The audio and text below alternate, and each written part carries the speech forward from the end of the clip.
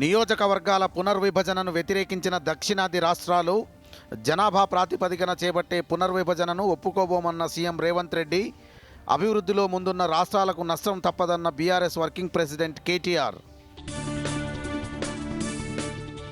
విధి విధానాలు ఖరారు కాకుండానే డీలిమిటేషన్పై దుష్ప్రచారం చేస్తున్నారన్న కిషన్ రెడ్డి, దక్షిణాది ఉత్తరాది అంటూ దేశాన్ని విభజించే కుట్ర చేస్తున్నారని ఆరోపణ. హైదరాబాద్ వేదికగా డీలిమిటేషన్పై రెండో సమావేశం నిర్వహిస్తామన్న టీపీసీసీ చీఫ్. అసెంబ్లీలో ఫీజు రియంబర్స్మెంట్పై అధికార విపక్షాల వాగ్వాదం. బీఆర్ఎస్ బకాయిలు భారంగా మారాయన్న మంత్రి సీతక్క, ఫీజుల కోసం విద్యార్థుల సర్టిఫికెట్లను ఆపొద్దని ప్రైవేటు కాలేజీలకు వినతి.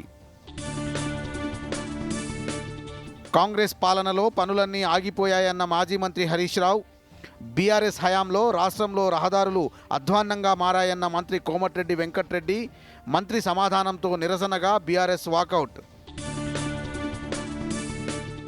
ఎర్రవల్లి వ్యవసాయ క్షేత్రంలో కార్యకర్తలతో సమావేశమైన బీఆర్ఎస్ అధినేత కేసీఆర్, కాంగ్రెస్ బీజేపీలతో రాష్ట్రానికి ఏమాత్రం లాభం జరగలేదని విమర్శ.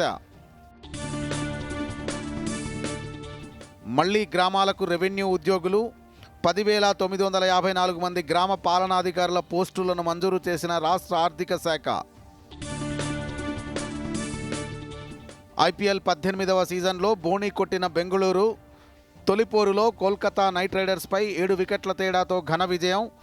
నేడు ఉప్పల్ వేదికగా రాజస్థాన్ రాయల్స్తో సన్ రైజర్స్ హైదరాబాద్ అమీ తుమీ.